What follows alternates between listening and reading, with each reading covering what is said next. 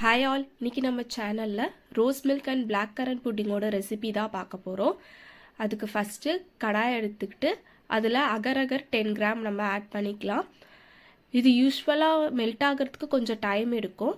அதனால் கொஞ்சமாக தண்ணி ஆட் பண்ணிக்கிட்டு அதை நல்லா பாயில் பண்ணுங்கள். ஒரு 2 to 3 மினிட்ஸ் லோ ஃப்ளேம்லேயே அதை நல்லா மிக்ஸ் பண்ணிக்கலாம். நம்ம அப்போ தான் அது மெல்ட் ஆகும். அது மெல்ட் ஆனால் தான் நமக்கு புட்டிங் கரெக்டாக செட் ஆகி வரும். இல்லைனா நமக்கு அங்கங்கே திப்பியாக இருக்கும். புட்டிங்கும் கரெக்டாக செட் ஆகி வராது. இப்போ இது நல்லா மெல்ட் ஆன உடனே நம்ம நெக்ஸ்ட்டு மில்க் 1 லிட்டர் ஆட் பண்ணிக்கலாம். நான் ஃப்ரெஷ் மில்க் தான் ஆட் பண்ணுறேன். ஏன்னா இப்போ எப்படியும் நம்ம நல்லா அதை பாயில் பண்ண போகிறோம். ஸோ அதனால் நம்ம ஃப்ரெஷ் மில்கே 1 லிட்டர் ஆட் பண்ணிக்கலாம். நல்லா திக் பாலாக ஆட் பண்ணிக்கோங்க. ஆட் பண்ணிவிட்டு இது நல்லா மிக்ஸ் பண்ணிவிட்டு சுகர் ஒரு 1 கப் ஆட் பண்ணிக்கலாம். இதையும் ஆட் பண்ணிவிட்டு நல்லா நம்ம மிக்ஸ் பண்ணிக்கலாம். இது மிக்ஸ் பண்ணிவிட்டு கொஞ்ச நேரம் இது பாயில் ஆகட்டும். And then condensed milk 1/4 cup add பண்ணிக்கலாம். இன்னும் உங்களுக்கு கொஞ்சம் ஸ்வீட்டாக வேணும் அப்படின்னா எக்ஸ்ட்ரா சுகரும் கண்டென்ஸ்டு மில்க்கும் ஆட் பண்ணிக்கலாம். உங்கள் டேஸ்ட்டுக்கு ஏற்ற மாதிரி நீங்கள் சுகர் ஆட் பண்ணிக்கோங்க. ஆட் பண்ணிவிட்டு மிக்ஸ் பண்ணி இது கொஞ்ச நேரம் பாயில் பண்ணுங்கள். பாயில் பண்ணதும் இதை நெக்ஸ்ட்டு நம்ம வடிகட்டிக்கலாம். இதை வடிகட்டாமல் நீங்கள் அப்படியே செட் பண்ணிங்கன்னா மெல்ட் ஆகாத அகர் அப்படியே நின்றுடும். நம்ம சாப்பிடும்போது அது நல்லா இருக்காது. ஸோ அதனால் இதை நல்லா நம்ம வடிகட்டிக்கலாம். Few drops of vanilla essence add பண்ணிக்கலாம். இதை ஆட் பண்ணிவிட்டு கொஞ்சம் மிக்ஸ் பண்ணிக்கலாம்.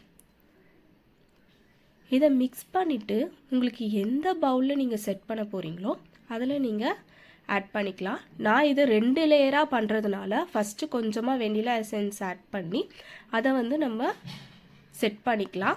Then black currant crush 2 table ஸ்பூனும் கொஞ்சமாக வயலட் கலர் ஆட் பண்ணி இதை ஒரு பார்ட் ஆஃப் மில்கில் இதை நம்ம மிக்ஸ் பண்ணிக்கலாம். ஏன்னா நான் டபுள் லேயராக பண்ண போகிறேன். பிளாக் கரண்ட்டோட இந்த புட்டிங் இது ரெடி ஆகிடுச்சு.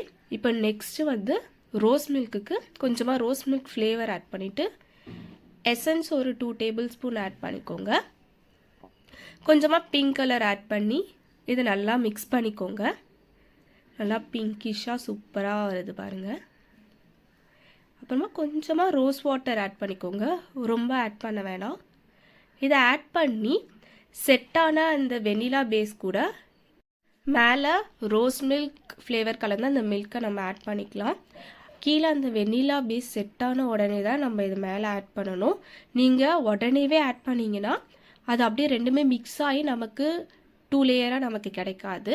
இப்போ நான் 2 ஃப்ளேவருமே இது மேலே ஆட் பண்ணுறேன். பாருங்கள், சூப்பராக அது அப்படியே நிற்கிது. இதை நீங்கள் வெளியவே வச்சாலே இது உடனே செட் ஆகிடும்.